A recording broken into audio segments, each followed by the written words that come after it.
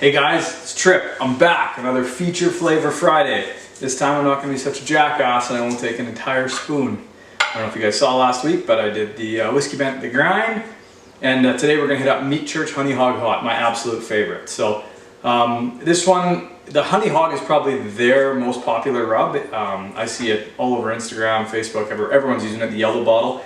This is basically the same thing with some heat in it. And it is amazing. I find it really fine, so it's really nice on like wings and whatnot. It's a little dust. I am not going to take quite as much as I did there. Yeah, call me a pussy, whatever you want. This is about as much as I can handle a barbecue rub in one shot.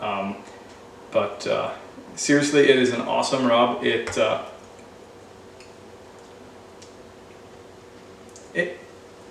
crazy. It has like that back of the throat heat, but it's got the honey and almost like a smoky flavor right in it. I don't know what it is, but it's fantastic. It literally is one of my favorite spicy rubs that's out there. This and Whiskey Bent the Blazing Bird are probably my two favorite spicy rubs on pork and chicken, but hit it up. Honey Hog Hot. I know I don't see a lot of people using it, but you gotta try. I know Holy Voodoo's really big.